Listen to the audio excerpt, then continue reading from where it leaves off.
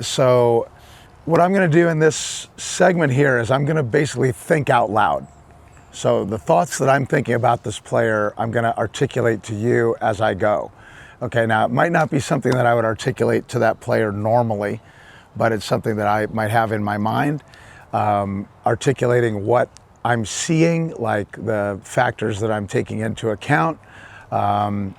And so that's how we're going to do this. My voice is trash, so I may have to keep walking over and yelling at you guys. I'll do my best. So that.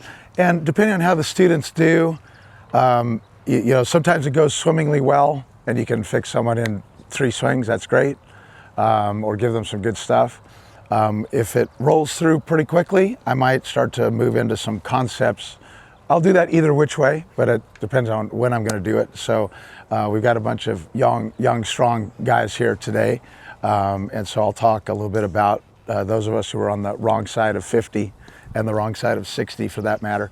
So some of the things that you can do to help your players and help them with their concepts. So during one of the summits, I did a thing on Instagram that if you guys have your phone, I would recommend pulling up because I may show these clips to these players. So I'm at Roger Gunn Golf. And if you look at my page, you're going to see slide 1, slide 2, slide 3, slide 4, slide 5. It's a little bit lower in the feed, but not very far. It's just a few down. And that will show you slide 1 and 2 are the ones I'm very interested in because like Heather found out with her player there is that, hey, you're not supposed to go under the ball. And he was like, what? And so I want to make sure that they got a really clear base premise as to what's supposed to happen so that we're not dealing with something where I'm trying to teach that person and throughout the whole lesson they're trying to get the club under the ball because that's what they think is supposed to happen. So now I'm getting submarined by something that I don't even know that they're thinking about. So a lot of times I'll walk through and say, hey, did you know that this is how it's supposed to happen? Especially with a new player where you show them how impact occurs. I have a really cool, very close-up footage of Tiger Woods hitting an 8-iron and exactly what the club shows. So I'll show them, hey, do you see how the club is not swinging straight? It's swinging on a circle through the golf ball. Okay, cool, we see that. Do you see how the ball's getting hit first and then the club goes into the ground after that? And this is just like, they're you know, they don't know this concept at all. And then I'll show them how the club is closing like a gate this way here. So it's not closing with a big twist or anything like that, but we certainly aren't holding the face straight at the target. And so, again, these are really good things to integrate, and I'm sure I'll do that throughout these lessons here today. One of the things, and you may find me, if I go off on a little mini tangent, bear with, and again, if you have any questions about these concepts, obviously, please make it interactive, so I'm happy to chat about that. You can see footage all day long of the best hitters. A club closes throughout the downswing. It closes throughout the downswing, like my hand if I clap, just like this. If you have a player that is hooking the ball, it is not necessarily the club face closing too much. They might be closing it wrong, but it's not about having them hold the face straight. So you see that all the time with good players. They swing the golf club, they start to get underneath, they start hooking the ball, and they start trying to, quote, stabilize the face by holding the handle or trying to do something like that. That's blocking the squaring motion of the club. And if y'all can see slide 2 in that presentation, you'll see Scotty Scheffler go through a golf ball and how the club just goes right on around him. It's a very cool shot because it shows the golf ball taking off dead straight like a bullet, even though his swing is not straight at all. And so I'll continue to talk about this concept as we go here. But without further ado, we'll get with our first student. So tell me your name again? Andrew. Andrew. Okay. So instantly I notice about Andrew that he's very big and extremely strong. He can snap me like a twig, just like this. And so tell me a little bit about your golf. So that's the first one I'll throw out there is just kind of see what's going on here. So much like Heather asked, a very similar question. So tell me about your golf. I've been playing golf for about 15 years. Okay. 13 handicap. What, 17? Okay. 13. 13, got it, okay. I have spurts of my golf where I play a lot of golf, and then I have, with my work schedule, I won't play golf for 4.5 months. And what? then the Oh other- wow! What do you do for work? I sell pumpkins and Christmas trees. Okay. Yep. So that's a lot of work. Yeah. Yeah, absolutely. So I'm literally working pretty much every day from September 1st till middle of January. Got it. And then once that's done, I play quite a bit of golf. And what's quite a bit of golf to you? 1 to 3 times a week with a range session in the middle. Okay. So what I tell folks, especially new golfers, is the magic number is 2. If you can get a club in your hands at least twice a week, you have a chance of moving forward. Now that might mean 20 minutes of 9-irons on the way home. Just get a club in your hands. And otherwise, when you go out to play like once every couple weeks, like the one young fella articulated, you're shaking out cobwebs for the first 10 holes. So it's not really a good representation. So if you can get a club in your hands, like I say, even if it's a tiny little nothing session, it's better than nothing. I would maybe include that depending on if there's a range within striking distance when you're working. Right. It's like, try to get a club in your hands, just hit a few balls, or even get a net at home, to hit some balls. You can do that too. Next level, I might talk about technology. So like the Bushnell Circle B is made by Foresight. It's the same thing as a GC3. It's about $2,500. It's awesome into a net.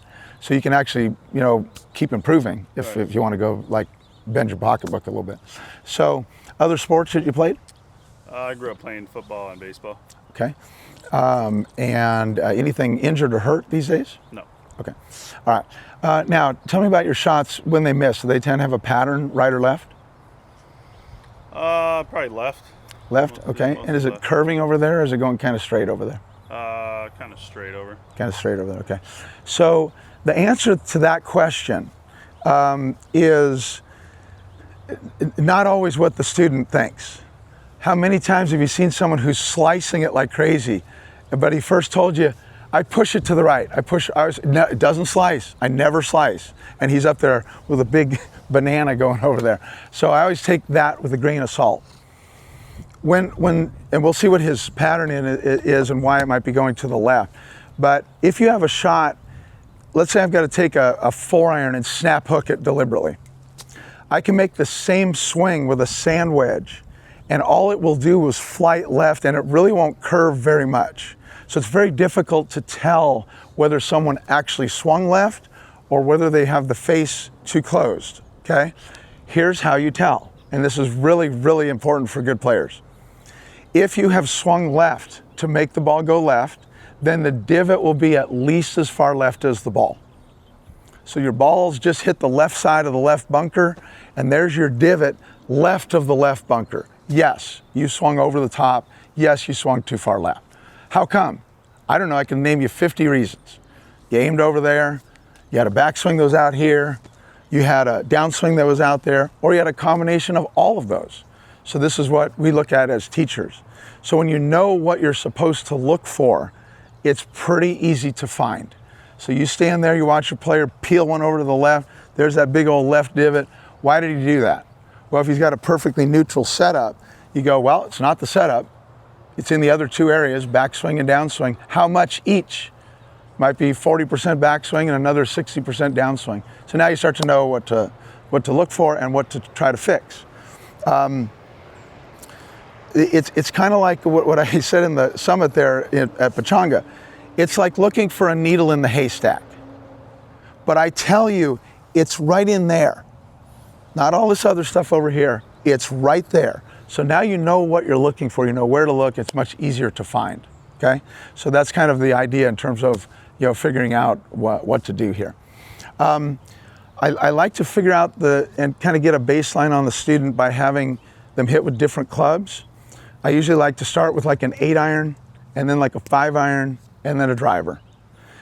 I've gotten a lot of feedback on this. The student really appreciates when I don't just chime in and start yakking.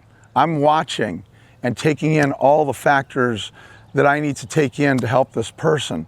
But I've heard that a number of times where it's like, well, that was kind of cool where I was kind of hitting, and I might ask a little question here or there, but I'm really kind of gathering information at that point, okay? So with that in mind, let's go ahead and grab your 8-iron. And what we're gonna do is have you fire some out here. There's, what color? Okay, so there's the far one down there, the shamrock looking thing. Yeah. The next one closest on the right there, is that, I don't even know what color that is. Blue. It's blue, okay. All right, so let's go at the shamrock thing, because it's pretty close to straight to where the sign is, the shamrock sign. So we're just gonna go up that left side right there. Now, making a practice swing is important because it gives you a clue as to what the student thinks he's supposed to do. So seeing that's really good. So my first impression there, that's a really shut club face at the top. We're gonna see how it factors in as he hits.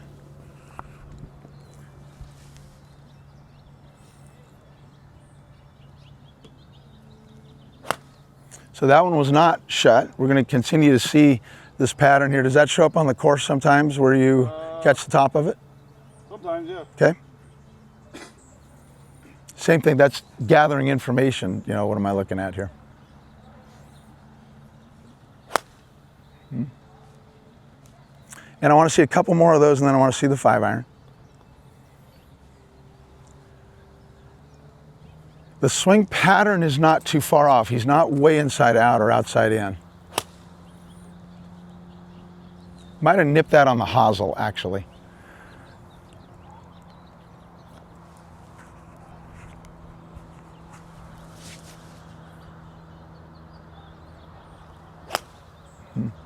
Okay, so what I'm starting to formulate there is that he's got a fair amount of handle drag going on right there. Now, when you, I'm gonna borrow your club for 1 second, and I want you to be part of my show. I want you to stand right here, and I want you to hold your hand out like that. Okay, so if I have a radius established like this, and then I drag the handle, it's not gonna get quite down to the ground.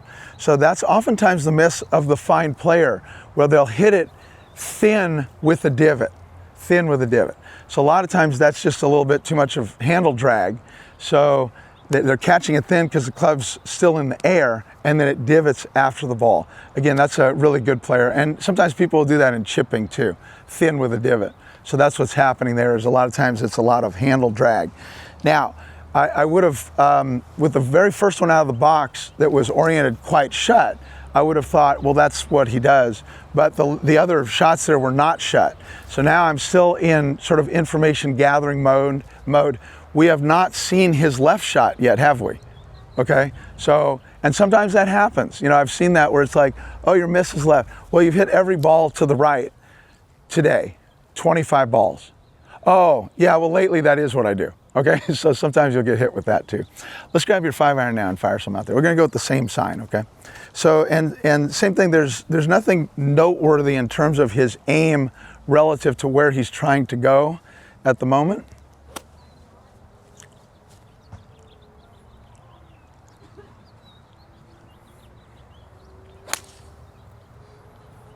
Yeah. And that's the one you're talking about right there? Yeah. Yep. So, anytime the student lays a straight shot on you, whatever direction it is, it's telling you and quantifying where the face and the path are. Because the only way to hit it straight is have the face and path go in the same direction, assuming you're hitting it in the middle of the face reasonably, okay? So someone can have a swing direction that's a little off and hit it on the toe and heel, and it might fly straight. That one was pretty fairly well in the middle of the club and pretty fairly straight over to the left. So that's indicating to me that yes, the path was a little bit left there. So now I'm starting to look at it a little more critically, like where am I looking for this action here? You can see a little bit, maybe for the guys on the side not so easy, but for the guys down the line, you can see how it's quite upright up here. So one breath this way, it's going to be coming from outside, and you definitely see that in his practice stroke, that it's up in the air like that. So again, gathering information, I'm watching him do it. So now let's go ahead and see another one here.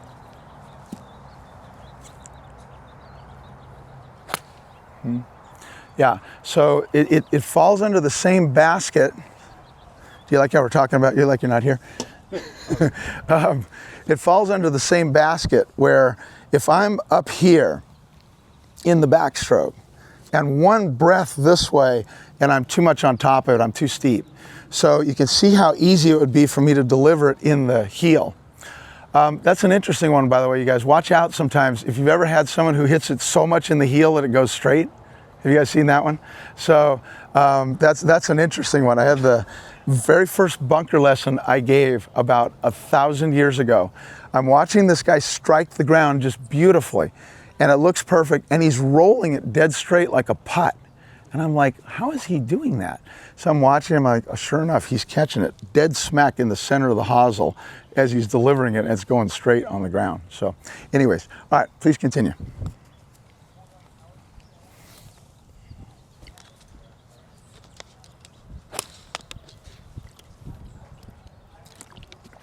And I want to see one more of those and then some drivers.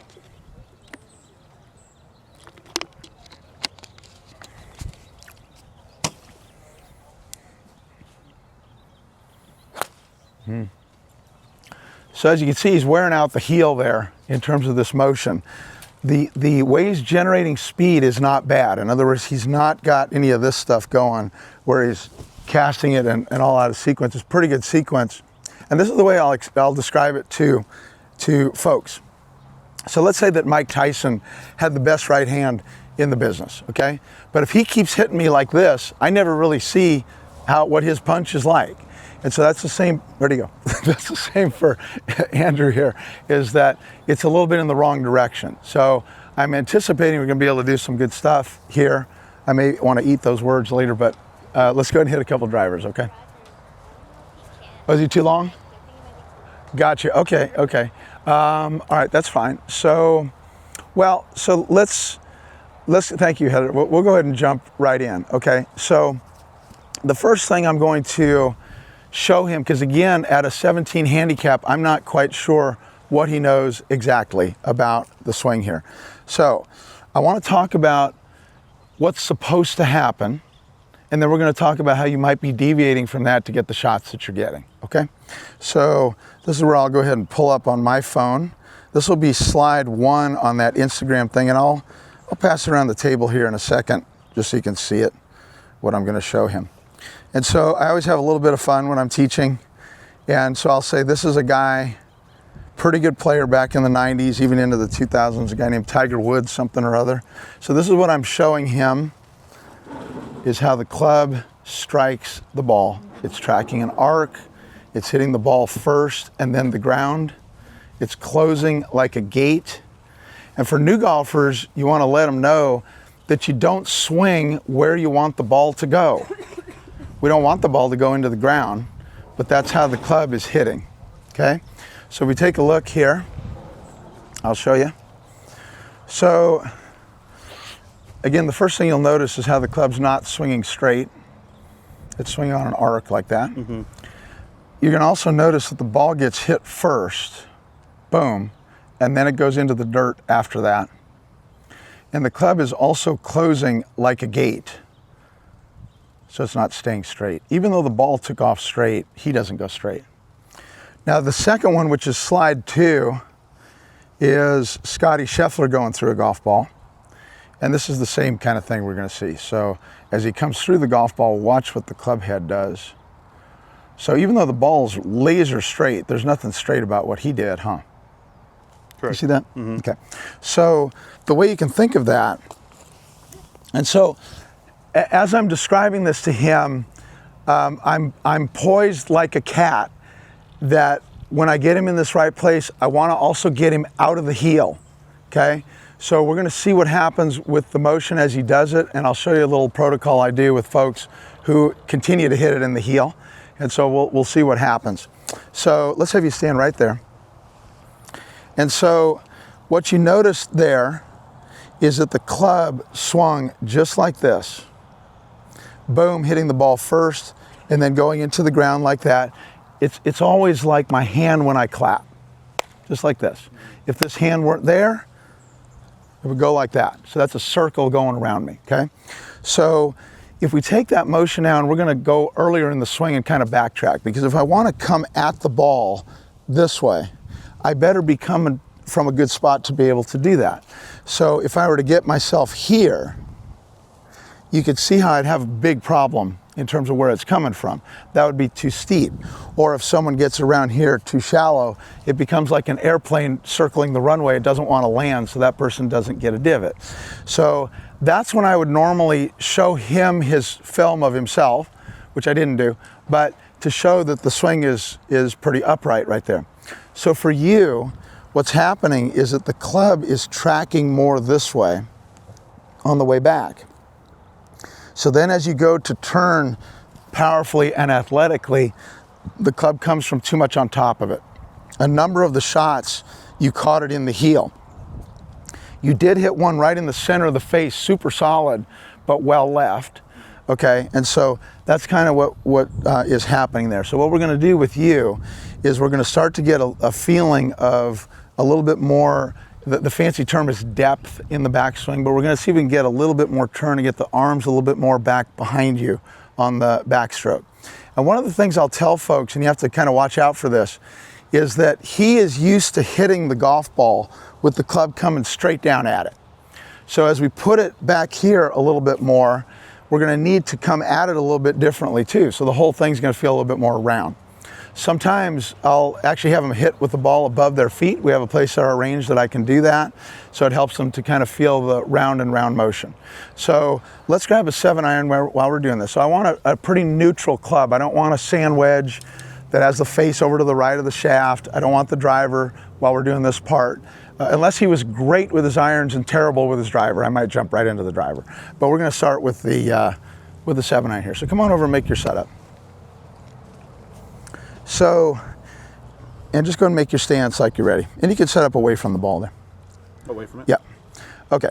So, and again, in watching the framework of his swing, I'm not seeing that the grip was having a big effect on what was happening. Okay. So that's why to me, that looks fine. So go ahead and make your setup like you're ready. So when we go back, we're going to look for shoulders, arms, and club to all go back as a package. And so when you do that, it's right over the toe line there. And like Heather was showing there, the face is not toe up all the way like this. It's a little bit turned this way. Now this is what's going to feel different to you, is in the backstroke, we are going to finish with a turn and not a lift. Mm-hmm. It's going to be back here. So you feel how the club's a little bit more over there? Right. Okay. So when you come to it, now we come back down and the club is going to go just like this on the hit. Mm-hmm. Now, thank God he's not really fighting me. He fought me the whole way on the way down. So he's hanging on to it super strong. He is solid muscle, okay? And he's hanging on to it super, super tight, okay? So when we're swinging this thing, it's a lot more like this. It's a swing into its position. You want to think of it as a yo-yo on a string, swinging it. So if I swing a yo-yo on a string, that would be super consistent, wouldn't it? We do it over and over again. Control in golf is not like you would think of control normally, where it's like, I can control like that. No, you can't. You want to let the thing just go ahead and swing.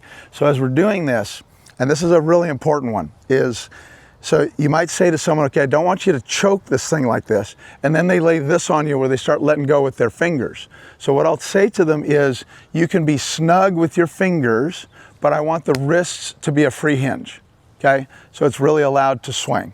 So you should have zero feeling like you're going to lose the club when you're doing this. So as you go through this motion now, I want you to, like I say, you can be snug with your fingers, but I want your wrists to be super, super soft.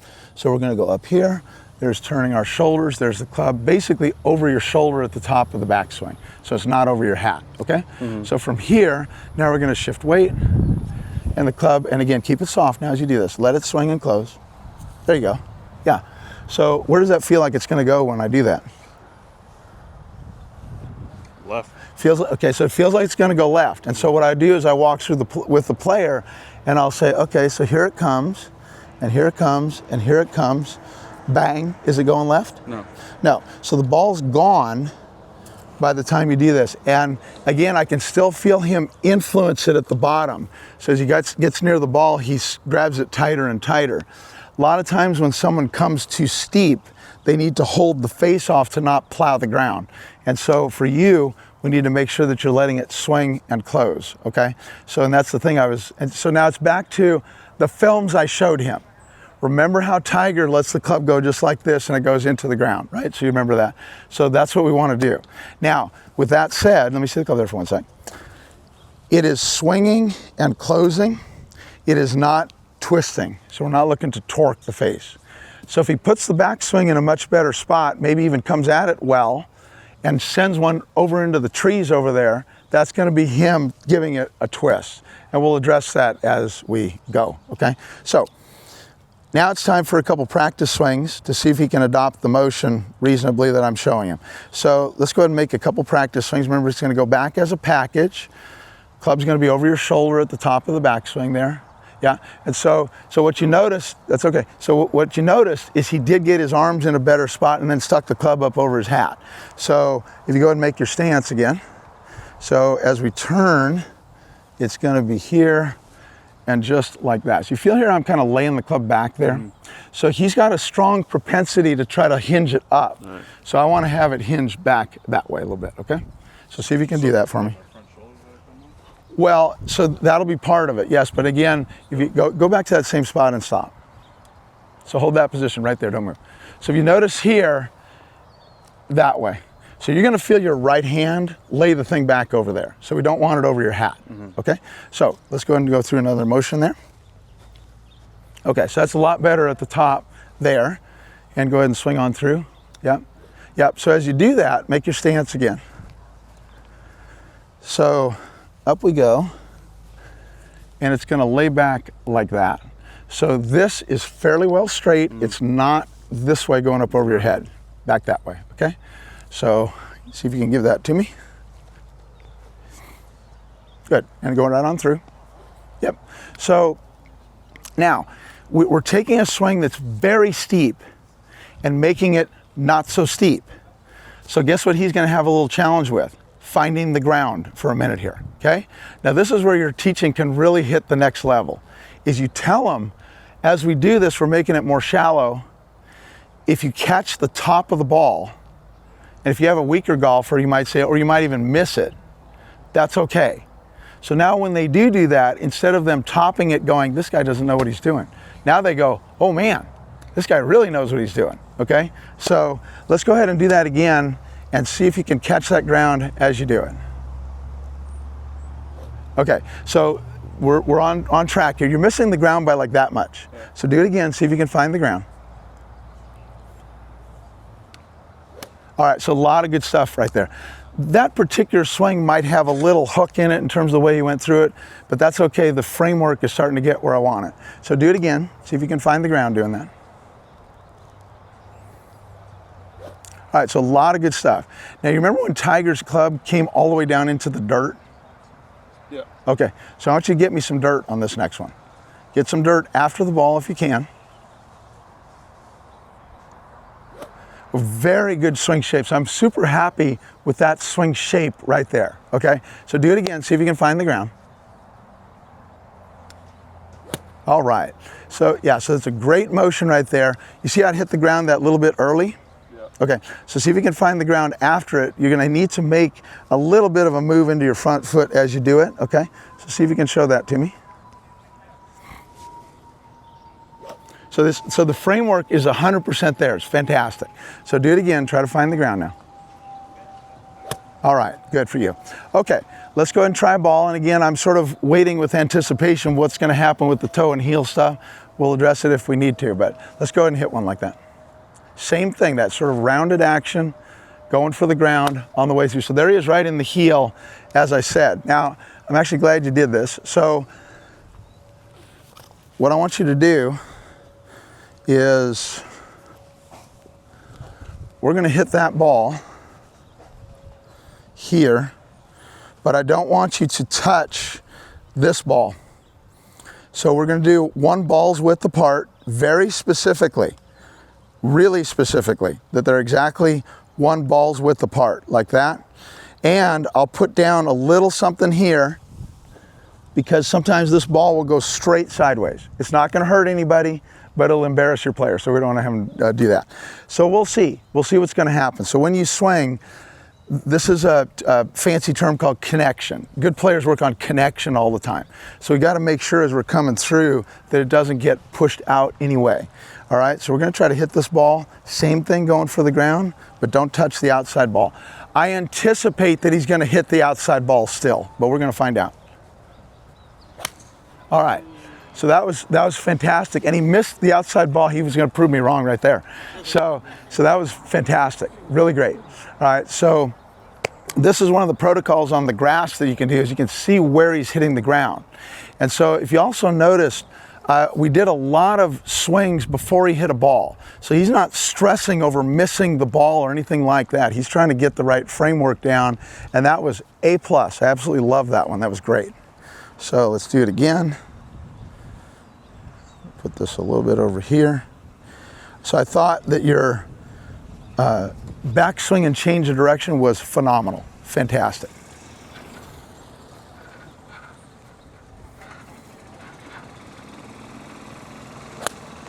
Okay, so this is where his swing, he came at it pretty decent. He didn't lift it way over his head, but he came at it and held it just a little bit. So now, a closing club face is trying to go toward the ground. An opening club face is trying to go away from the ground. So when someone comes to it like this, which you didn't, by the way, you did really well with that. When someone comes like this as a habit, they're trying not to poke the ground. So there comes the face going this way. So a lot of times people are steep, they'll slice the ball because they're trying to get the thing up out of the ground. Someone who snap hooks it, who's coming too shallow, they've got to get the club down to the ground. So now it's swinging inside out with that closed face and they hook it. So for you, because you had a habit of coming steep, you got pretty darn good at holding the face on the way through. On that one, you came to it beautifully.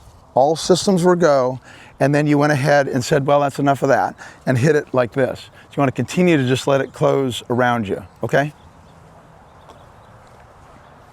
Notice how there was no divot too, huh? Yeah. I've had a nice experience over the years of teaching a long time on mats and teaching a long time on grass. So each one of them has their sort of pros and cons.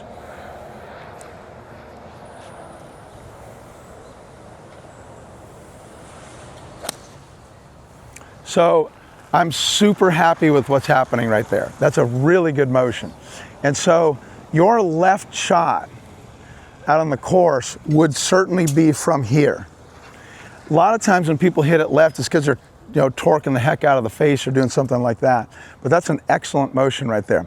So the only other little polishing I'm watching kind of closely is where his weight distribution is, and a couple of them he set it up frightfully close to the hosel in the first place, which is not awesome.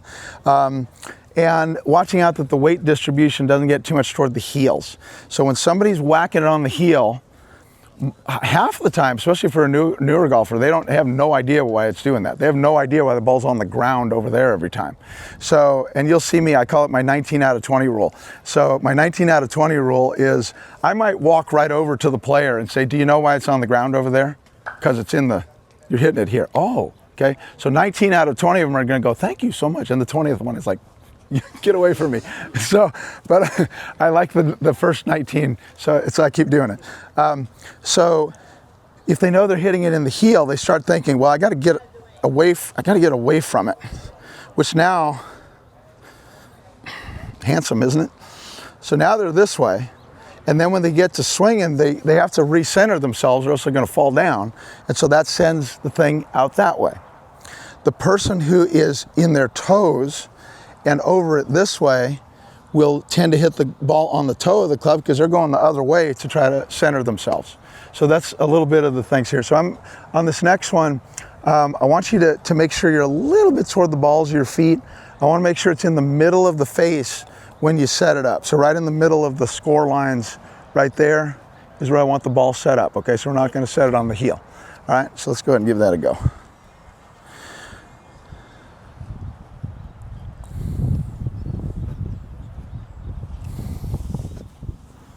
Okay. Yeah, so stance is much better there. He's not asking to hosel it, so. Okay, so, that one there, that's done with a club face. The path is pretty neutral. That one did exhibit a little bit shut at the top. And so, again, the framework for what I'm looking for is there. He's not picking it up now and chopping down on top of it. So might be the rest of this lesson or future lessons, we start to address the club face to make sure it's clean as we're making our motion. But again, the framework is there for him to hit good shots in terms of where the swing direction is and stuff. Okay, so very well done, by the way. So that's excellent. So it's just a matter, and the way you want to think of it is it's going up over your shoulder. So we don't want it over your hat. We don't want it behind you that way. Feeling it lay back just a little bit so it doesn't hinge the club up over your head. So it lays back that way. And then we can make that motion where the club swings and closes. Do you hit on grass or do you hit here when you practice? Here and at Muni on grass. Okay, so it's always on grass. Okay, so here's a great grass protocol. So come on over here and stand on it, just watch me. So this is how you're gonna practice. And what I'll a lot of times do is have them film this. So I'll describe what I want them to do. So this is not the shank protocol. What this is you're gonna set up a ball to hit, and then you're gonna set up another ball as a reference for where this ball was. And then have the golfer set up and make a practice swing and see if they can hit the ground after the ball. Preferably to the dirt if they can, but just brushing the ground after the ball. If they can do it, that's when you go ahead and move into hitting the shot, boom, and then you're gonna see where the divot is. So if you're seeing it start before this ball here, because this ball will be gone, if you see it starting over here, that just means you need to keep getting into your front foot a little bit. And what I'll say to folks on that one is no cheating. What's cheating? Well, Roger wants me to hit the ground more forward. Okay, more up here. Thumbs up, got it. How's this? There, I hit the ground more forward. Okay, that's cheating. No cheating. You still have to come from here and find the ground there after your movement on the way through. Okay, so that should help a ton with your shots there. For bonus points, for you, if you find the ball going super low, if not on the ground to the right, that's hit here. Right. You would double check how far you are from it. Go ahead and put that second ball out there and practice like that. And someone who's got the shanks bad, which I thought he did very well. Like I say, I wasn't sure because he hoselled quite a few starting out. If he'd have hit 10 in a row on the hosel, I wouldn't have been that surprised. Yeah, well, you did amazing. And so someone who's got it bad, you say, okay, I want you to hit with the two balls, and when you can go through your whole session and not touch the outside ball, then you're good. You don't have to do that drill after that. Unless you start hitting in the heel again, then you got to start over. So you got to go through the whole session and not hit it in the heel, okay? Let's talk about sort of emergency situation where someone is really hitting the hosel, okay? Their stance looks good. You don't really want to break free from norm just to get them to stop shanking it, but they've either got a lot of push out kind of thing or they've got something going on. So what I will do with them, there's two ways that I've found very successful. The ball there is a negative incentive. Don't hit the outside ball. And so what you can do is have them set up to the ball, 100% normal. 100% normal backswing and swing and deliberately cold miss both of them. And the dialogue I use is, this is showing you how this guy and your arms and your body, everybody has to stay over here. Nobody gets to go over there. And they'll feel that.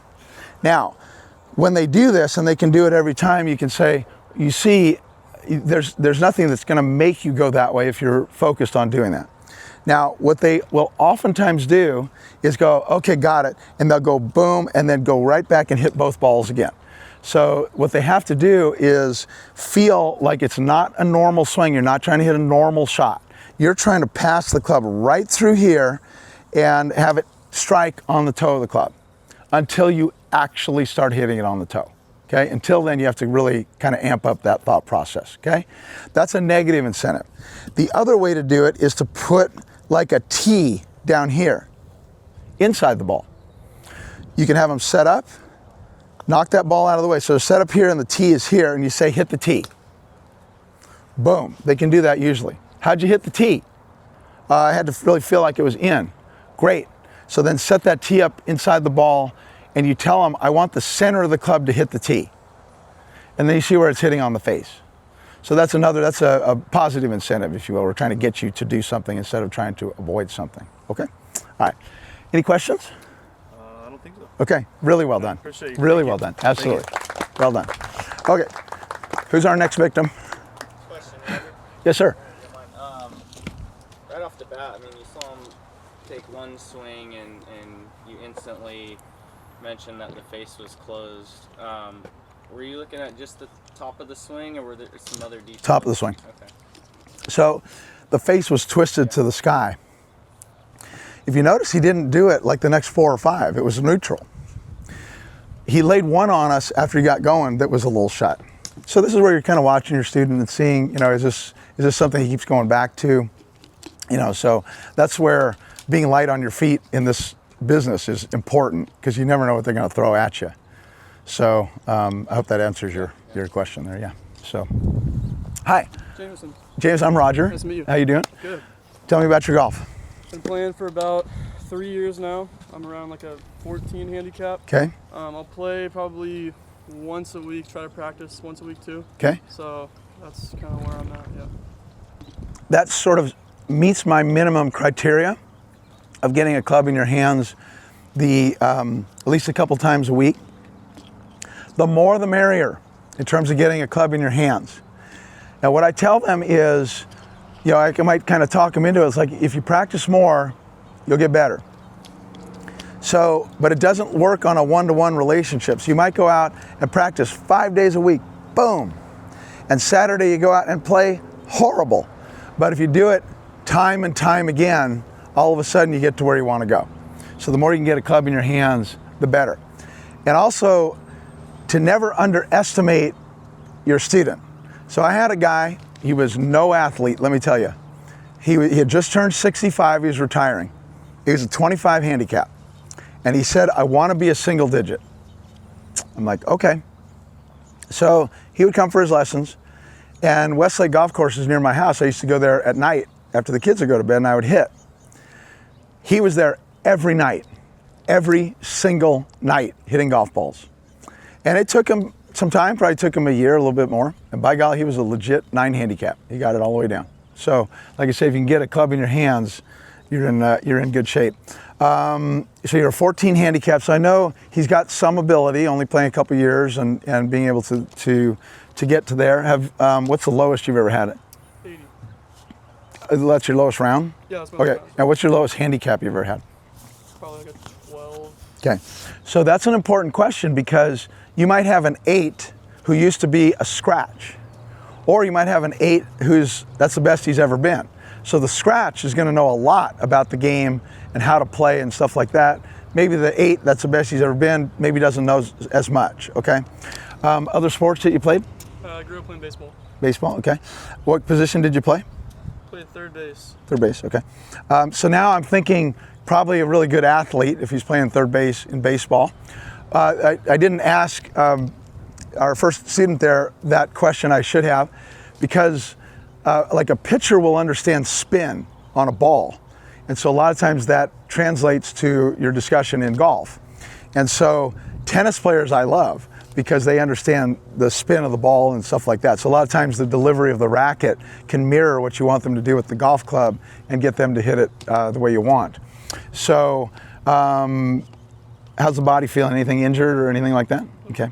Yeah. So at my age, everything's injured at all times. So don't get old. And tell me about your shots on the course. Any pattern, right or left, when you miss? Yeah, my miss is definitely just like a weak kind of right fade. That's what I tend to have. Okay. Sometimes when I'm nervous, which is now, I get a little quick. So that can be something too. In this environment, what you can do is kind of say, just kind of tell them, put it on me. Say, none of it's on you, it's all on me.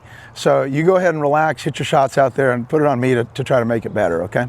All right, so now I've just been given the location in the haystack of the needle. He hits it weak and to the right. So we're gonna be exhibiting probably an open club face somewhere in here. Let's find out where it is, okay? So what I want you to do, we're gonna hit with some 8-irons here. And we're gonna go at that shamrock sign there, the green sign. And go ahead and make a couple practice swings first. The practice swings are indicating to me what he thinks is important. Okay. So already I know it's a pretty good framework swing right there.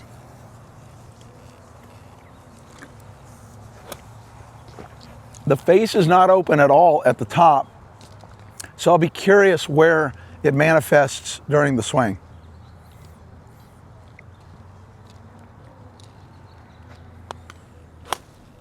Okay. So one of the things that again is factoring into the mix is he's aiming a little bit right there. So we may find, and occasionally you'll find this, is that the guy's hitting it right where he's aiming it. So that can happen sometimes. I'm sort of putting a pin in that for a moment and see what Jameson does over and over again. But the face was pretty neutral at the top, and he turned it a little open into the downswing. So this is where I'm starting to look at the motion and see where that open club face lives. Okay, so give it another one here.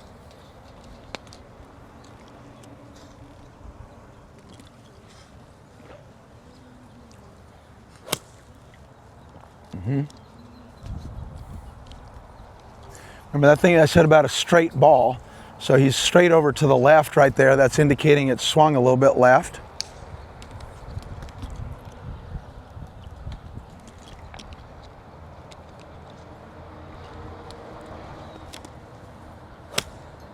Okay.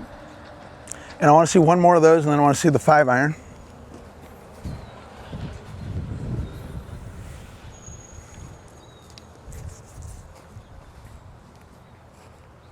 This is why I love teaching. It's like a puzzle, you know? So we got green sign, that last shamrock sign that we're shooting at, Jameson? Right where that ball's going? That last green sign is your target? Good. All right, so go ahead and hit me a 5-iron now. Little easier to see spin characteristics with the straighter face club. So now we're gonna maybe see a little bit more of the nuts and bolts of what's going on here.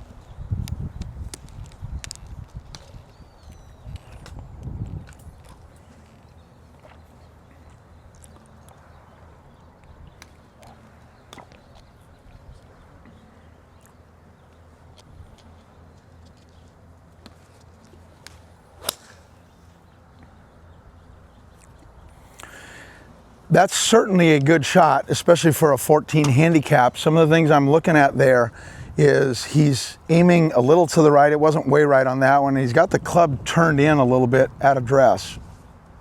He then swung a little bit left of his body, creating the shot that he just got. So again, these are factors I'm taking into my analysis, okay? So, continue.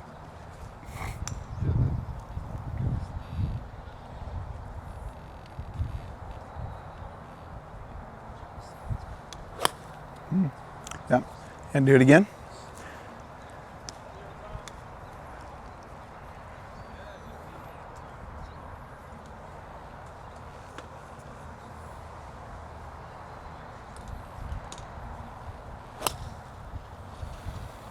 Yeah, and that's quite nice right there. So I want to go ahead and see some drivers. So let's go ahead and hit that.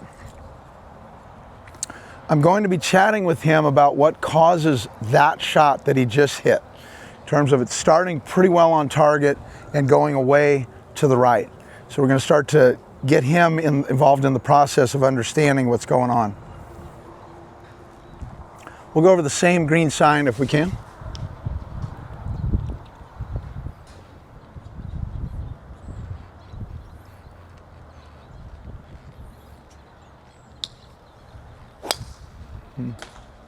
Okay.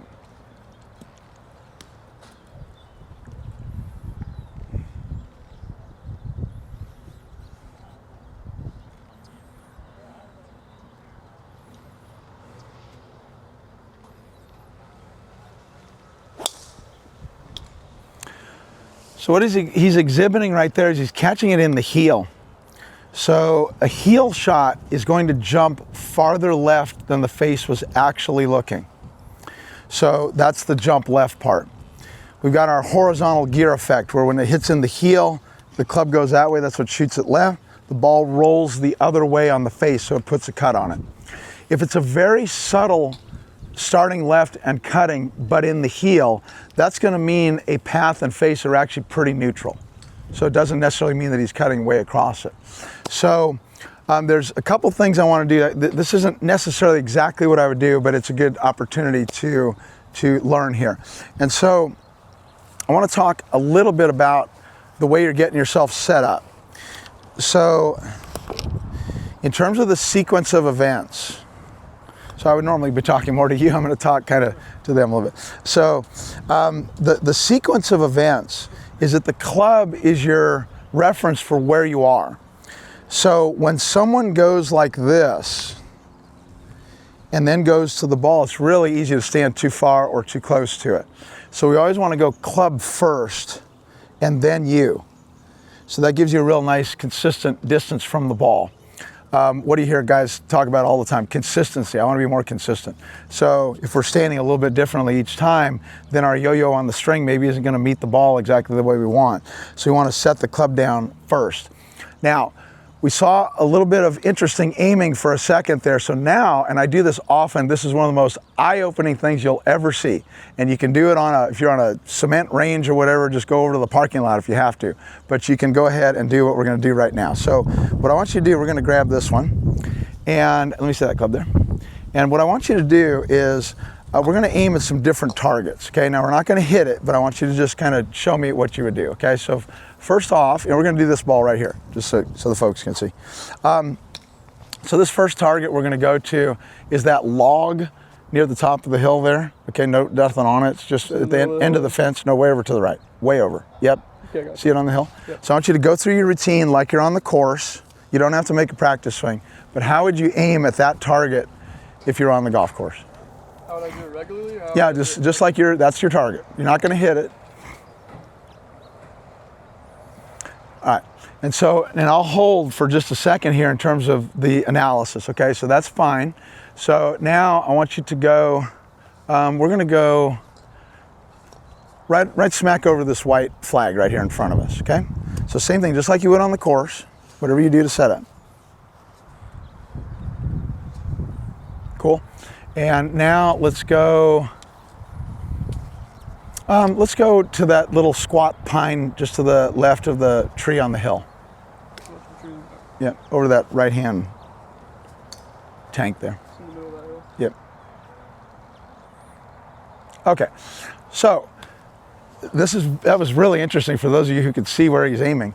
So if you come on this side of me. So the first one, when you were going at the log on the hill there, you aimed it just to the right edge of the bush there, right where those three silver things are, okay? So it's one of those things where if you were watching me and I said, you know what, for some reason I'm struggling just a little bit with my game, I'm gonna go at the green sign down there, okay?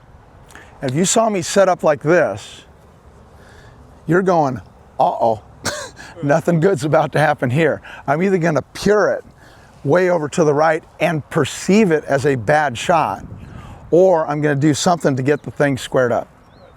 When you aimed at the flag there, you aimed perfectly right at it. no qualifiers, you're right on the button.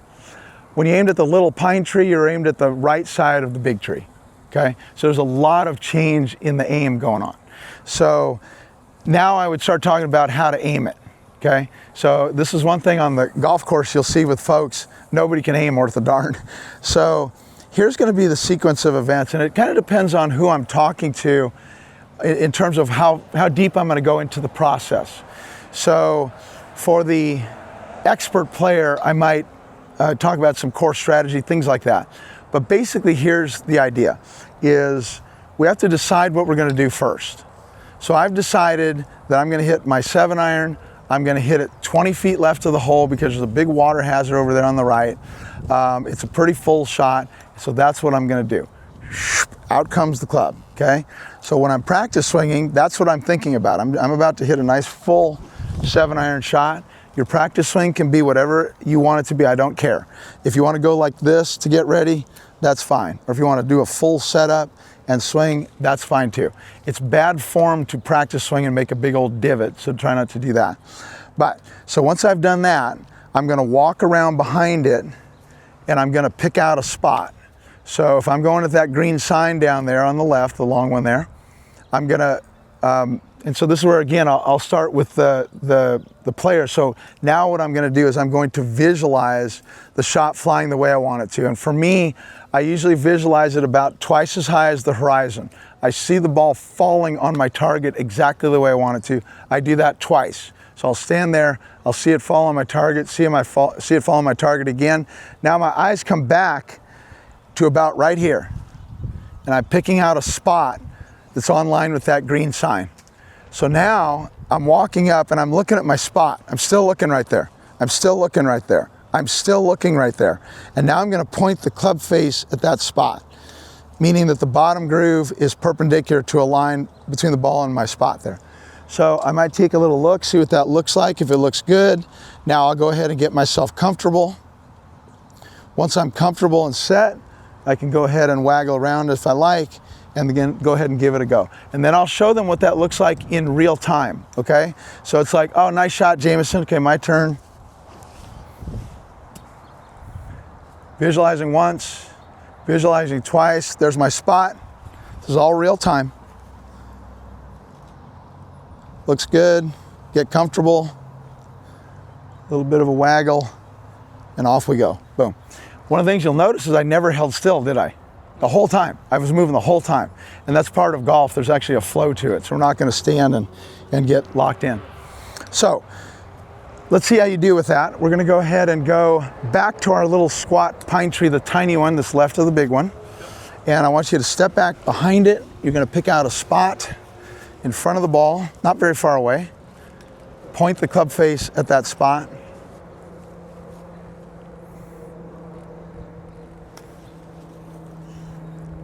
So club is down first, then your feet. Yep. So as you guys can see here, he's done really well with his aim right there. So that's aimed perfectly. So what does it feel like to you? Does it feel like you're aimed at your target or right or left? It feels a little left. A little left for you, yeah. Yeah. And so let's do one more target now. Let's go to the green sign in the distance there, the one on the left. So you step behind it, you pick out your spot. Keep your eyes on your spot while you're walking up. So if you notice, so yes, so and you see that all the time where they'll be looking down the range. Pick your spot out, keep your eyes on your spot while you walk up. Point the club face first. Get yourself comfortable. Yes, good. So you kind of felt for a second there you weren't the right distance from it, and you readjusted and you got yourself in the right spot. So for Jameson, because the stance was so inconsistent, it's a little bit interesting what we're going to need to do with the swing. At the moment, we're not sure. We're not sure. So when he set up one time way in over here and the club face over there and that kind of thing, that's going to create some inconsistency in the contact and the flight of the ball and all that good stuff. And so what I might do to help the process is to go ahead and lay a club down for him, which is what we'll do for these next few shots. And is that still 8 that you got there? Yes. Okay. That's a 7. You got 7, okay. Now, so let's talk about setting this thing up, by the way. So you can put this down parallel to your target line. We're gonna go at our green sign down there. For those of you right behind me, you see I have it aimed right smack at it. So we want these lines to be parallel. So parallel means that these lines, this one and this one, are this far apart forever. If I walked down to that green sign and said, hi you guys, here's this far to the right, it isn't even out of that clover. You wouldn't be able to tell the difference. So what I tell folks, even really good players, just aim it smack at your target, right at it. You'll always be 9 inches too far off. 9 inches is okay, okay?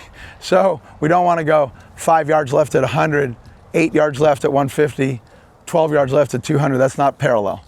So this way, he's setting up to get back to the base premise of letting the club swing and close unimpeded on its arc into the back of the ball, which I cannot do if I'm aiming at that tree over there, but I've got myself actually pointed this way.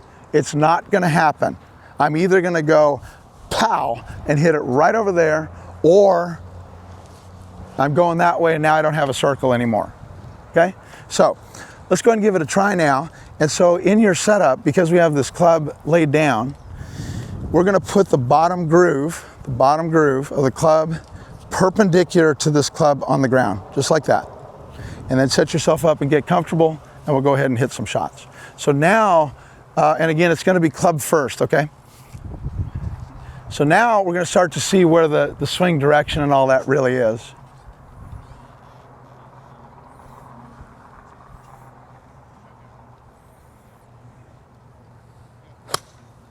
Yeah, so he has a little bit of what, is it Andrew, is that right? Our first golfer? Yeah, sorry. I can't remember my own name half the time. So he has a little sprinkle of what Andrew had there, that the change is a little bit this way.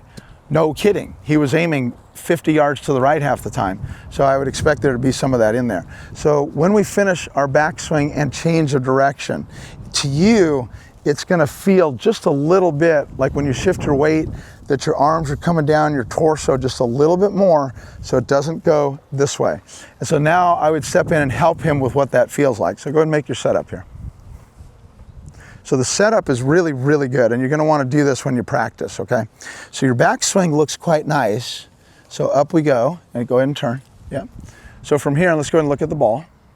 You feel where the club is? It's kind of back there just a little bit. So when you change directions, go ahead and shift your weight into your front foot. You're going to feel it come down just a little bit, okay? So go back up to the top. As in the club face? Back up to the top, right here, and go ahead and make your shift there, just like that, okay? So much like Andrew, a lot of strong guys will do this. He's choking the club to death, okay? He's really, really hanging onto it tight. So we'll go ahead and let this club swing into the back of the ball. That way you're not going to hold the face straight. It goes just like this on an arc around you. And now I would soften your wrists a little bit more. There you go, now you got it. You feel that? Mm-hmm. So that's the club swinging into its position. So again, a lot of times I'll do that with the golfer, walk through with them like that, because I feel what they're trying to do. And I can't tell you how many times they'll put on the brakes near impact to try to hold the face. And so, coming at it from that inside, if you will. And again, I did not show him this clip, so come on over for 1 second here. So this is the Scotty Scheffler here. And what you're gonna see here is how the club just tracks an arc. It didn't stay straight at all, did it? Right. You see that? So there's the club, let's see if I can grab it. There's the club tracking its arc like this. See how the ball's going straight, but the club is not? It comes across it a little bit? Well, but it's not across it. Right. It's right into the back of it. Oh, okay, I see. Yeah. So what he saw is how the club went around on a circle, and he said, oh, he comes across it. No, he hit it right in the back of it.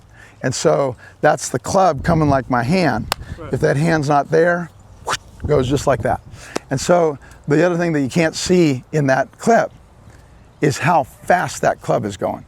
So if Scotty Scheffler were here with you and me hitting that 3-iron, our jaws would be on the ground, that anybody could hit it that high and that far and that straight.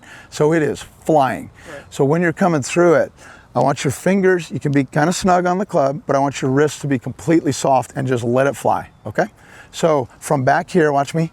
So it's gonna be from back here, coming this way, so it's not changing directions that way, okay? Let's give it a try.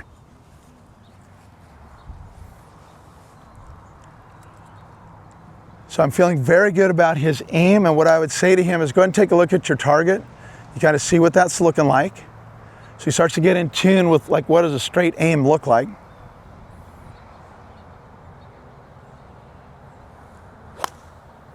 Okay, so that's pretty good in terms of the swing direction. He did not cut across that. So we're gonna need to hit that ground as you come through with that little bit of weight shift, but I like the motion quite a bit. One thing that really resonates with folks is if they've done a lot of it correctly, tell them that. I loved where you were. You nailed this part. And you nailed this part. So now they're like, wahoo. And the one I usually hit them with is, But then you said, that's enough of that stupid thing Roger said, and then you go ahead and hit it this way. So we need to go ahead and match it back up and go, okay? So they really feel good about that. And I want to segue for 1 second. This is one of the biggest things that I found in teaching. This is something my wife pointed out 30 years ago. She's like, who are you talking about? You're a crazy person. So what I would tell him is, okay, here's what's happening. The club is going a little bit to the outside, and then it's going up a little bit at the top, and the club's coming out a little bit on the way down, which is making it go this way. So what we're going to do is we're going to see if we can get the club to come a little bit more from this direction, and that's what we're going to do, okay? The subtlety in there is unbelievable, okay? What have I done? It's not him that's making the mistake. It's the club. It's the club's fault, not your fault. And you and I as a team are going to figure out how to get this club, the culprit, to do the right thing. So I am depersonalizing negative things, okay? I talked about no cheating a little while ago. I totally cheat on the mental side. So if he lays a perfect swing on it, you did great right there. Now I totally personalize what he did right. And so what I've heard over the years is, you know what? You said something very similar to what that last guy I saw was. But I felt great the whole time. The other time I felt terrible. You're taking it outside. No, you're doing this. You, how could you? Okay, so that's very personalized. So that's a real subtlety that can help to get folks to not feel like you're trying to attack them when you're making your corrections. All right, let's go ahead and hit another one there.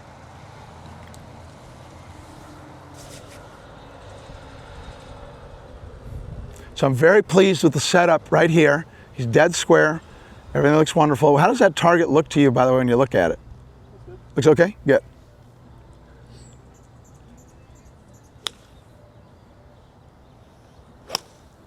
Okay, so pretty good motion right there. It was maybe a speck out this way, but it was definitely held this way on the way through. So remember what that thing looked like with Scotty coming through, that the club continues to close. So the framework of your motion was quite nice right there. You did not come like way outside, but the face was held off a little bit. Now, when we're swinging it, you are letting the club swing into its position. You're not taking it and twisting it into the ball. But what you want to feel if you make your stance again. And let's set up on the other side of the club, just so I don't dig up the dirt where we're going to hit. So keep your grip now.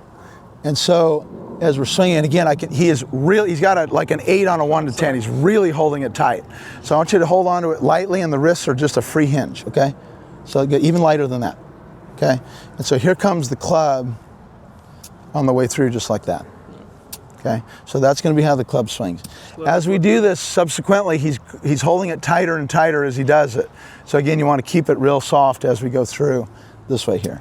Okay, so just like that. You feel that? Yeah. So that's going to be what we want to have the club do. It is not something where we twist it to try to get it to square. Okay, so let's go and hit another one now.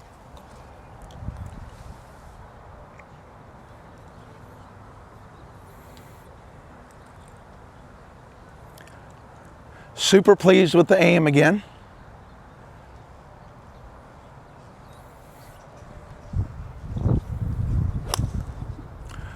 So a lot of good stuff right there. You guys saw him take it this way to get started. And so that set the framework a little bit to the left. So you hit a little bit of a, that's actually a pull, where it just swung a little bit left. So again, you'd be watching sort of the frame of the swing, what's happening at the change of direction and all that to keep him on the straight and narrow. So, but I think, again, some of the contact issues, like with the driver, we only hit a couple of them. But when you're setting in there with a crooked aim and doing feet first, it's really easy to be inconsistent with your contact right there. So it's a very good motion, by the way, okay? So when you practice, for sure you want to set that club down. If you go to a tour event, you'll see 80% of the pros have a club laid down like that. So if they do it, we might want to take note, right? So those guys are the best in the world, and even they need to keep making sure that they're aiming where they're trying to go. So, but a very good motion. So I want to talk for a second here, and this will apply to you, but this is a major concept in terms of swinging the club. So I've likened it to a throw. Okay, so if I were to throw this club, I would stride, I would turn my body, I would lay the club back like this. I wouldn't go like this. I would go like this, and then I would let go of it. The club head passes the handle, quite viciously actually. But there is no force on the club pushing it that direction. None. Zero. There is zero pushing of the golf club. It is a swinging motion, which is what I was saying with Heather, is that doing that beautiful job with the young man's club face, but when we're so short, it's hard to get any kind of a swing going. And so this is eye-opening for golfers. Now, does that mean that it's like a big noodle? That nothing's happening? Heck no. There's a lot of force going on there. The club is trying to fly away from me. I'm not letting it. So as it's trying to fly that way, I'm pulling the handle that way, and it creates this slinging motion, okay?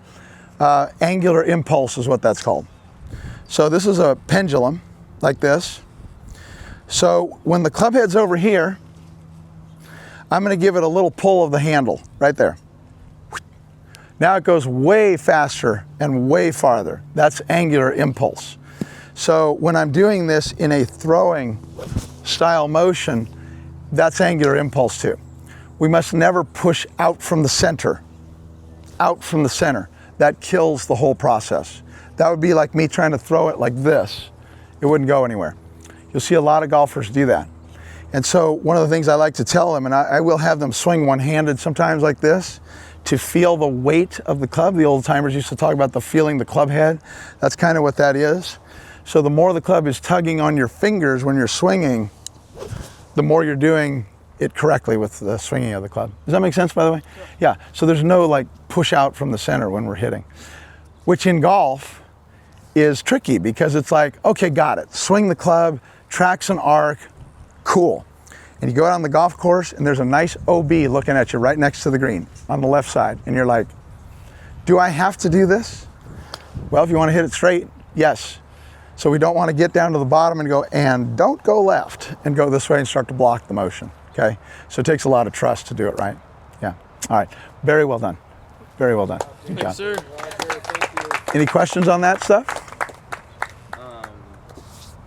I notice how even through the technical things you're trying to get through, it's very like kind of vague, I would say, without talking about too much of the joints and stuff, which I really enjoyed. But how you described the club face moving around and not twisting it, would you say that's like more in the like a forearm thing rather than the wrist? A+ question, and probably at the crux of highest level golf.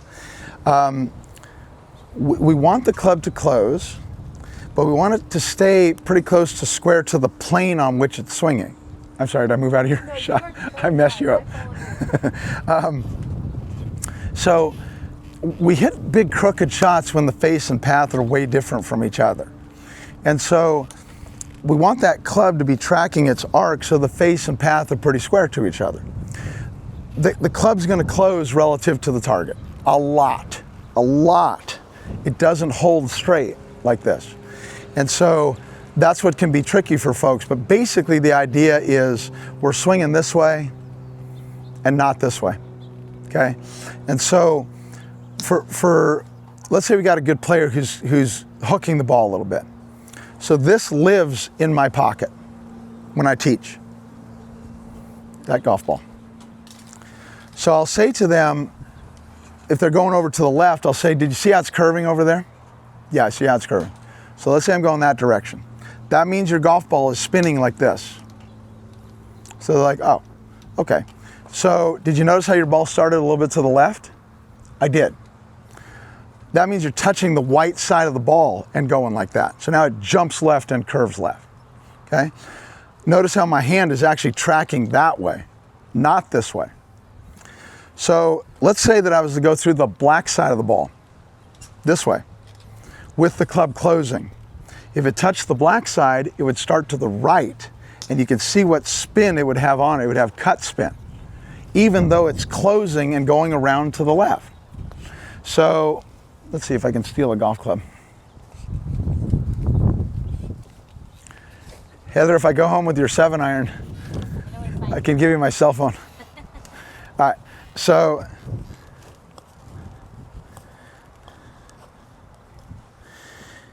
this is a closing club, right, you guys? That's a closing club.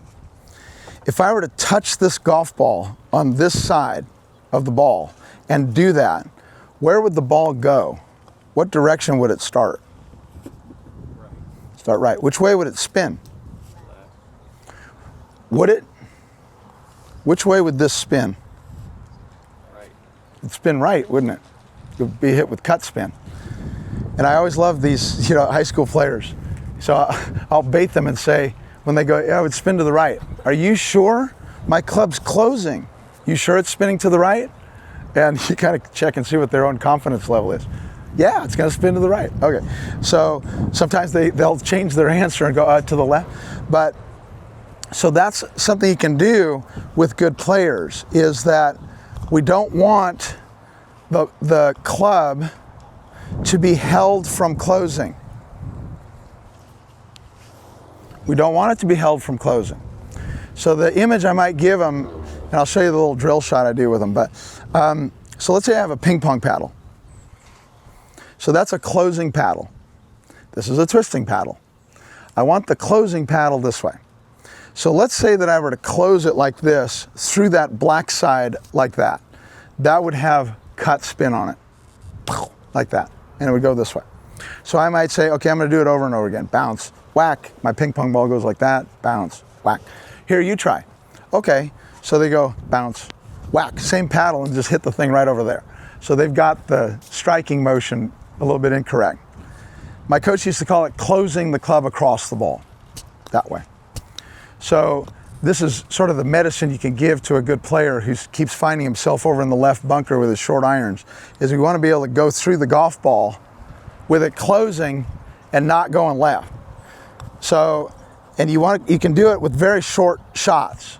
So you give them where straight is, so that might be like your stick that you laid down, Heather, or the green sign over there or whatever. And it's like, go with a little one and see if we can go ahead and let the club close on the way through around on an arc. So that's actually got a cut, even though it's closing like crazy, okay? What is the good player trying to do who gets into trouble that way? This way here. So now it's open and under plane. Ben Hogan, anybody who spends time with me, I have a lot of Ben Hogan stories, because my longtime coach, his best friend used to play golf with Ben Hogan at Shady Oaks. So he had a lot of great inside stuff. Little footnote, which everyone here is a golf lover, which you might enjoy. If you asked Hogan, how does the right arm work? How do the hips work? You got this. You got nothing. If you said to him, I think I got it. I think I know how the right hip works. It works like this. And he would open up like a floodgate to either confirm what you were saying or amend it a little bit, which is kind of cool. So Jim was filtering questions through his friend to the point where Hogan's like, who's asking these questions? Because I know it's not you. Hogan said, when he was asked, do you really have a secret? Did you have a secret? He said, yes. He said, I was hooking it so bad that I tried to get it as inside and open as I could on the approach. And all I did when I did that is I hooked it worse, to the point where I finally said, this is not working. It's not working. In fact, it's working so bad, I'm gonna do the opposite. So I'm gonna do what the Scottish guys used to say. I'm gonna open it up here on the backswing, and I'm gonna slam it closed with all my might. Because I've been trying to open it, I'm gonna slam it closed. Well, all of a sudden, here comes the club head back out in front and not trapped under plane, this way here, and now he hit high cuts, powerful, instead of trap hooks from in here. So interesting little side note there.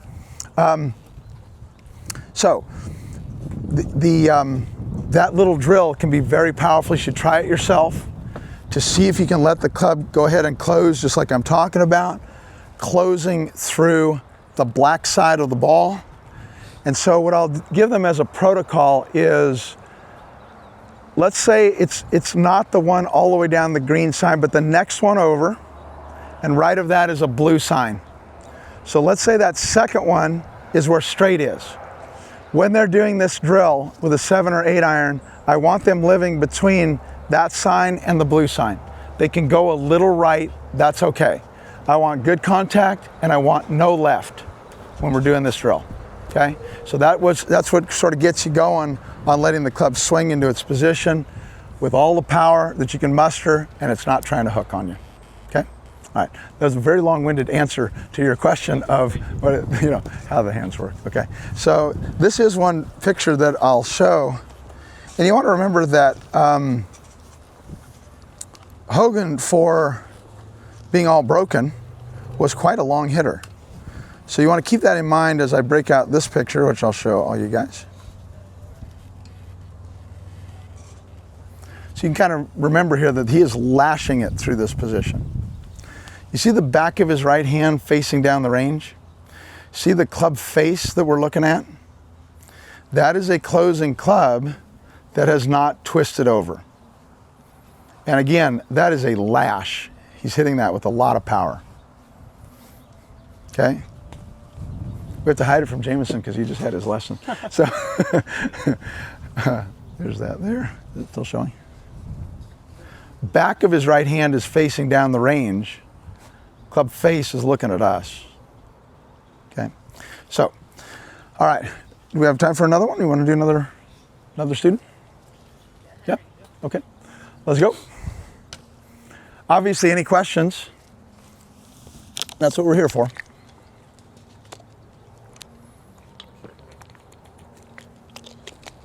I cheated a little bit because I got to see him hit some balls. Tell me your name again. Henry. So Henry, tell me about your game. And Heather, I still have your 7 iron. It's going to end up in Henry's bag 100%. I've been trying, don't worry. I'll put it back. Yeah, tell me about the golf. Yeah, I mean, I've been working with Heather for the last like 4 or 5 months, doing a lot of work. And then... And tell me about that work. What have you been doing? So honestly, we've been fixing pretty much everything with my irons. Okay. Just iron striking. And now we're kind of starting to get ready to move on to drivers, things like that. Okay. What have you done with your irons to make them better? I used to come super over the top and out. So now it's just working on like a steadier swing, getting my hands higher, and just having a better swing path. Okay. Okay. And have you found your irons on the course then? I mean, when I'm not playing the best, it's still like I thin it a lot. Okay. But it has been night and day better than what it was. Okay. And any pattern to your miss, either right or left? Left. Left, okay. And is it curving over there or is it going straight over there? Yeah, it probably hooks over there. Okay. So now again, in terms of what my thought process is that his ball likes to curve away to the left. So again, if I'm going that direction, it's going to be exhibiting that. Now, watching Henry hit a few balls, his swing pattern is a little bit this way, making it curve away to the left. We'll see what happens as he hits an iron. And then you said fat and thin, if you will? Oh, yeah. Okay. So you guys want to remember that swing direction-wise. Let's say we have, think of the swing as a hula hoop on a tilt. So if I take that hula hoop and turn it to the right, that tends to move the bottom behind it, okay? So that person tends to hit fat and thin. If we tilt it this way, someone who's over this way, a lot of times they'll top the ball to the left because the bottom's over here somewhere. So finding that sort of middle ground and looking at where their swing shape can really affect where the low point is in the swing. Any other sports that you played? Baseball, football. Okay, okay. And how much are you getting to play? I play like once a week, maybe twice, and then get to practice a decent bit. Okay, so that's a good amount. So we've got someone who's got a club in their hands enough to move in a nice forward direction. So, okay, so let's go ahead and grab an 8 iron here. Anything injured, by the way? My wrist. Okay, and tell me about your wrist. I jammed it out here. So okay. It's just a little shaky. Yes, yes, okay. All right, so let's go ahead and hit some shots. And what we'll do is we'll go toward that green sign on the left side there, the shamrock sign there.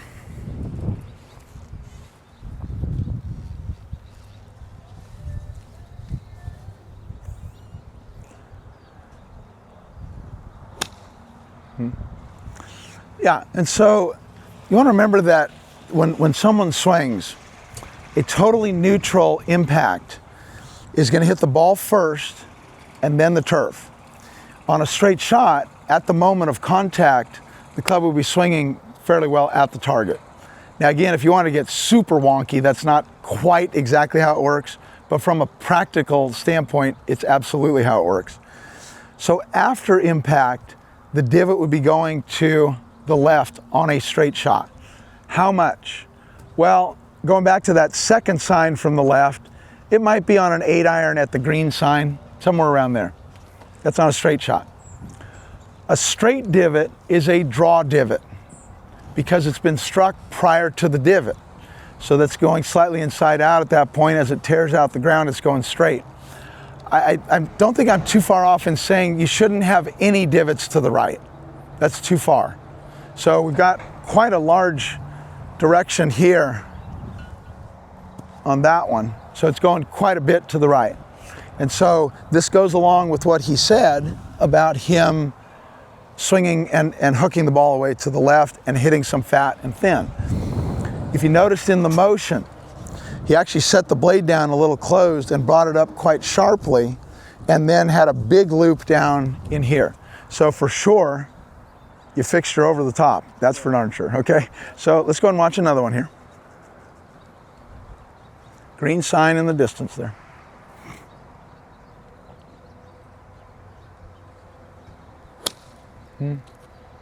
Okay, so now I will ask, so what do you think is happening to make the ball do that? I'm probably coming around it still. So it's going around too much to the left? Yeah. Okay, so there it is right there. So if you can kind of think about this for a second, Henry. So the ball started over by that blue sign, Yeah. over on the right. So that means that that's about approximately where the club face was pointing, because you didn't hit it way on the toe or heel. It's pretty center face, okay? Might have been a little thin, but whatever. So that means that that's where the club face was pointing.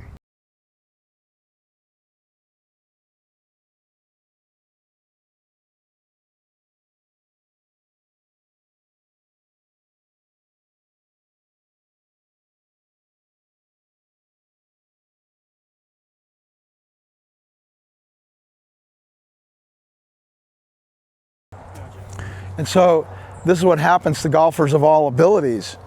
You know, pro might have a pro version of it, but it's kind of the same thing. So he sees it loop away to the left, and his instincts are going to scream at him that he doesn't want it low left, he wants it higher and more to the right. And so what does that give us? This. So it starts to go more and more under plane. The slicer, he's going over there. He's trying to get it to stop slicing, so he's going that way. So we're going to watch, again, a couple more shots. Go ahead and give it a go, Henry.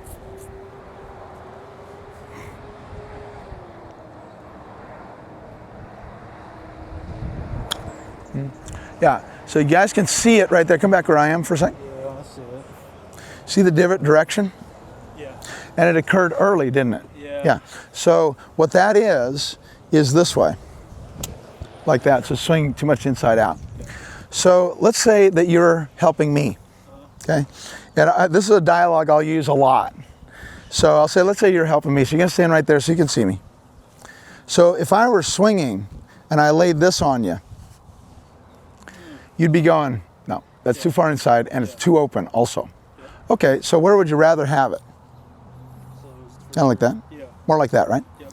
What's that gonna feel like to me? Like a little more over the top. Shut, Yeah. steep, on top of it, swinging left. That's what it's gonna feel like, okay? So, for you, that is what's happening, by the way. So you have no hint of this motion in your backswing. In other words, you are not going like this. Some folks will, and they'll go inside out because of that. Yours is not. So yours is pretty neutral, if not even a little outside on the way back. Yeah. And then it's got a hard loop this way. Yeah. So it comes inside too much. So what we're gonna do here, so this is where I would kind of move into it. I see what I need to see. And let's grab your 7-iron to do this. Back to a sort of a neutral club. I got the 6. I told you it's going to end up in Heather's bag. Okay, so this is what it's going to need to feel like to you, is that you're swinging more around to the left. Yeah. We're not going to prevent it from closing. So in other words, we're not going to hold the handle and try to knife the thing. Yeah.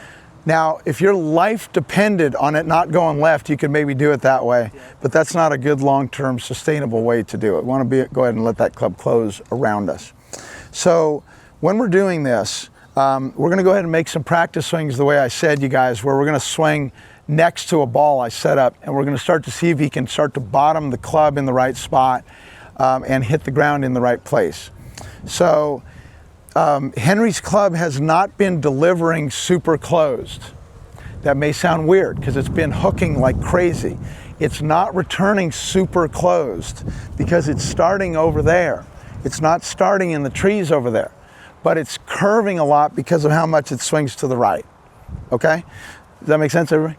Yeah. Okay, so let's have you come on over and we're gonna make your setup. And just set up next to it right here. And so making your stance like you're ready. And let's go ahead and go to the top and stop. Just do backswing only. Yeah. So from here, what I want you to kind of imagine is that the club is going to go that way on the way through, around to the left. So go ahead and shift your weight and we start to turn, and the club is going to go this way, just like that. So that's the club tracking around. You see where it hits the ground now? Like that? So it's hitting the ground after it. Where's that ball going to go, do you think? Probably more to the right. Okay. So what does it feel like it's going to do? I mean, probably go straight. Okay. So you'll get varying answers on that one. A lot of folks, I'd say probably 75% say they start looking in the trees over there like that's going to go left.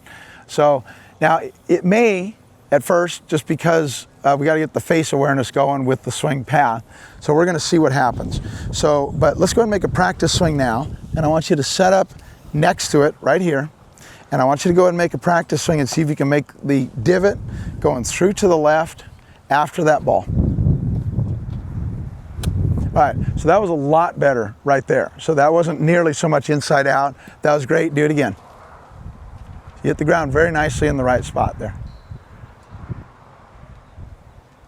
All right, so that's got a little bit of a draw pattern with the swing, which is perfectly fine. I couldn't care less if someone draws it or fades it, as long as it's repeatable.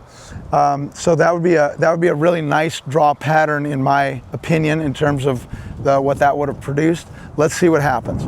So let's go ahead and hit a ball now. We're going to go back to our green sign, and again, I want you to feel the same way there, Henry. You're going around to the left.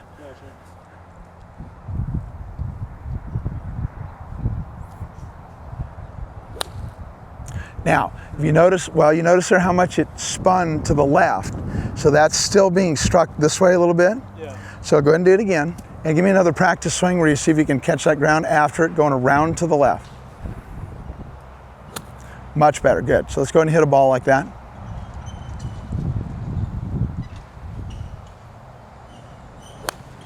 Okay, so that's playable draw territory in terms of what he just did. Is it still to the right? You betcha. But the face and path were quite nice right there. That would produce a draw coming in toward the target. He needed to hit the ground to get the right contact exactly, but in terms of what's going on, I'd be pretty happy with that shot right there. So give me another practice swing, catch the ground after it, going through to the left. Brilliant, that's perfect. Now, let me see the club there for 1 second. So, and come over here if you will for me. So what I want to show Henry here is about the golf club. So when I hold the club so that the bottom groove is straight up and down, you see how the top line is facing like this? Yeah. If you square the top line, the hittable part is actually looking left. Gotcha. So on this next one here, we're going to set a club down for you to put the bottom groove perpendicular to, so that we don't set it closed, okay? So to you, it's going to feel like the face looks open and that you're swinging through to the left, okay? So we'll set that up like that. So that's going to be what square looks like. Okay. So go ahead and, yep. So go ahead and finish your setup there and just kind of take a look at that. That look open to you? It does. Okay, so let's see if we can go around to the left now, just like you've been. Yep, don't let yourself turn it back square. Just keep it straight like that. Yeah, now, in coaching and teaching, we love it when the ball goes where he's swinging. When he's looping it over there, he is not swinging over there, so his instincts will kill him because he's going to try to go more that way. If he goes this way and the ball goes over there, then your instincts help you. So we can't hate right and hate left. For Henry, we hate left, okay?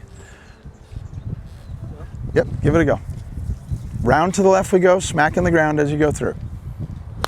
Okay, no problem. Let's go ahead and find the ground now on a practice swing. So I want it swinging to the left and smacking the ground. Set up right along that stick, by the way, yep. Pretty good motion right there. Let's see if we can find the ground. No ball. No ball. All right, getting better. Do it again. I want to see if you can get yourself all the way down to the dirt here, Henry. You can go to the other side of that club, by the way. The other way, this way. Oh, over here. Yep.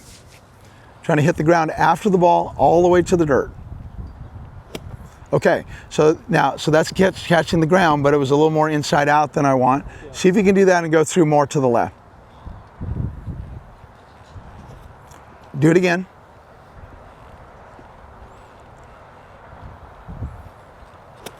Great swing. So that's good stuff. So even though I didn't quite get the dirt, that's pretty good framework of the swing there. Let's see if we can hit the ball like that. Hold on one second here. Foot got bumped a little bit.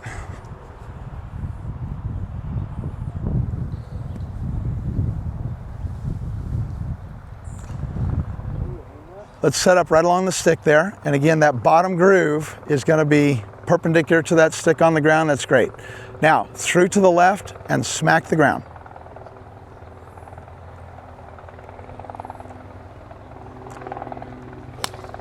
Okay. So again, we're in playable draw territory right there. So that was very nice, Henry.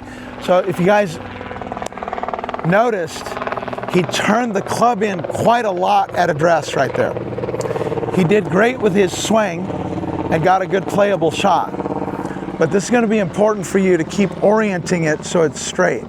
Because if you're setting it down this way, you're asking to need to go that way to hit it. And so that's going to sabotage your efforts with your swing.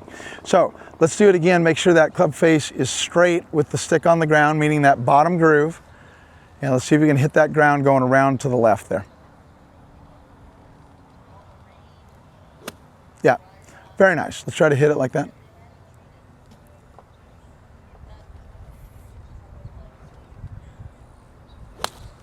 Okay, so if you swing to the right, we want the ball to go to the right. Yeah. So on the next one, see if you can go around to the left more. Till you're certain it looks ridiculous, okay?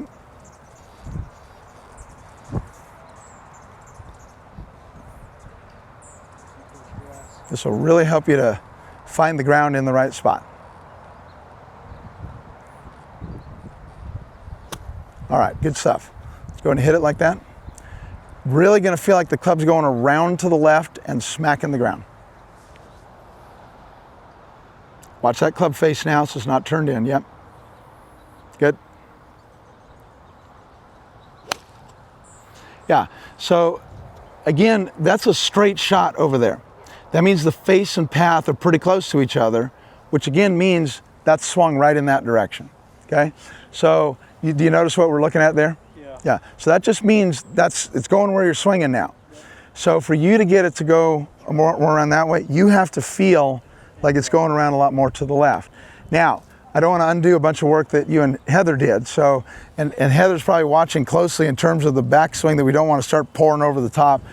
Absolutely granted, you know. So. He never was over the top. What's that? He said that. Oh, okay. Never over Oh, there you go. He was down. Oh, gotcha. Okay. Yes, I should. He said that. I was like, oh my god. Right. Okay. Well, that point. Yeah. Point well taken. Okay. So, all right. So let's see. So what she's saying is that you were the opposite of over the top. You're underneath, catching it that way. Okay, so let's see if we can go around to the left there. We're going to smack that ground. And so one of the things to give people freedom to do this is I'll say, if it does go left, who cares? It's the range. So go ahead and do that. All right, so we're going to swing around to the left.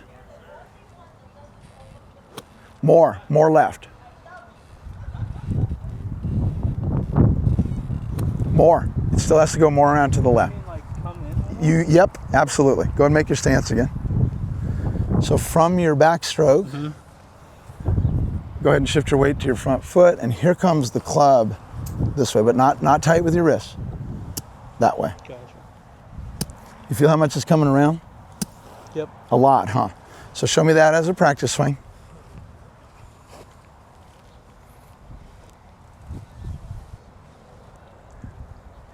Better. Good job. All right, let's go ahead and hit a ball like that. I want you to attack the ground going through to the left just like that.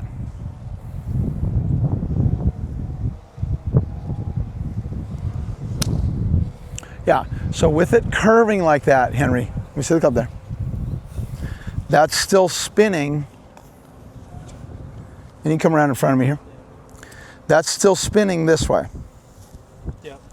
So how would I spin the ball like that? I'd have to hit it like this, wouldn't I? Yeah. You're going to need to see this different in your mind, that you're going around to the left and spinning it the other way. Yeah. Okay? So that's what I want you to kind of see in your mind. Going around to the left. We're not going to twist it. Not going to twist it. Don't hold it either. Just go right on around to the left there, okay? Okay. I've been working on it. Show me a practice swing where you hit that ground going left.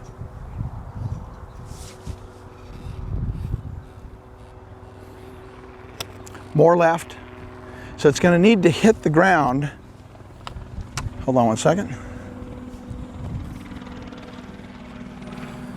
I want it to hit the ground after the ball. This right here. Okay. I want you to dig up some dirt over there. So I'm telling him I want him to hit the ground after the ball. Going around to the left. So he did it perfectly. That was awesome. Do it again.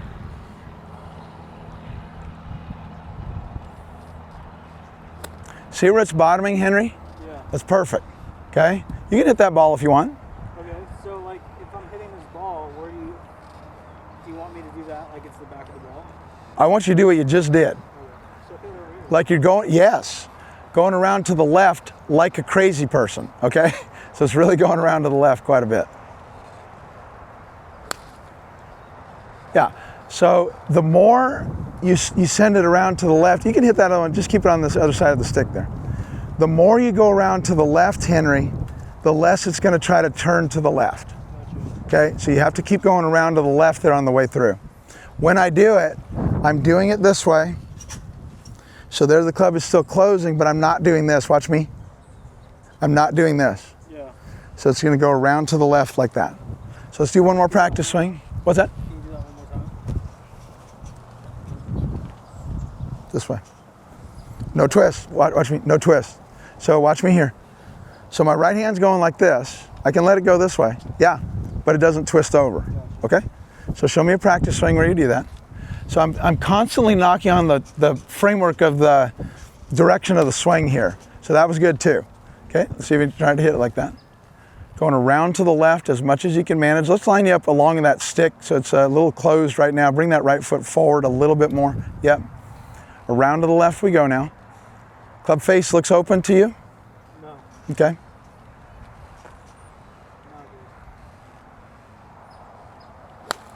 Okay. So a straight ball is telling you where your swing is going. Yeah.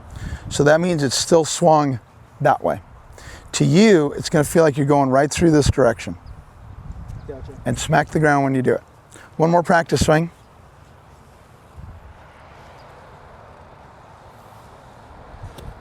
And let's see if you can hit the dirt when you do it.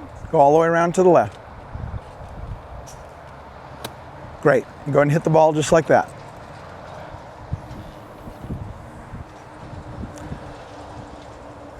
Let's cock that body around to the left to taste.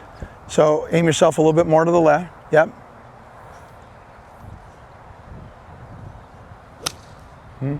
Yeah, and so there's the divot again. Let's replace this again for a second.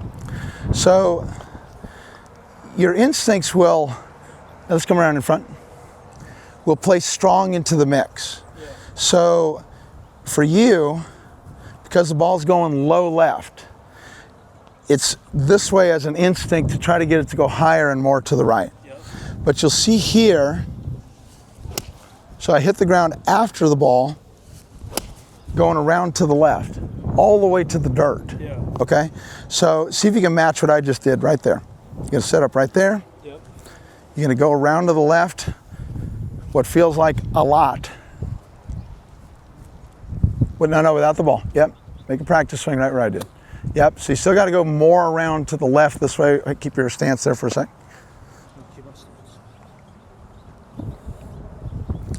And this is something I'll do. I'll show you guys. So just keep your address position right there. And let's set up actually as if the ball's right there. So change your stance. Yep. So what I'll do is I'll say I'm going to take you straight to impact. So I want you to shift your weight and give me a little turn of the body. So that's where you're going to be when you're hitting the ball. So stay right there. Don't move. And the club is going to go around this way to the left. You feel where that is? So that's where you need to get to, is going around to the left here. No twist. This way. You feel that? Yep. Okay, so show me a practice swing where you hit the ground like that. Keep that wrist position or the wrist tension pretty soft. And let's see if you can go around to the left a little bit more. Good, so get all the way down to the dirt like I did if you can. That's a great one. Okay, so to you, you're gonna see the club going around this way. Yeah. Okay, so see if you can show me that.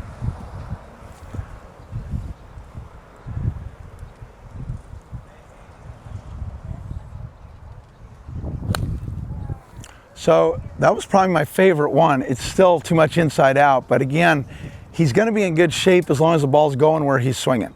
So when it loops over there, that's when he'll stay where he is. So if he goes this way and it goes over to the right, I might address a little bit how strong the grip is. I didn't here today, but you guys can kind of see where I'm going with this in terms of the swing shape. A lot of practice swings.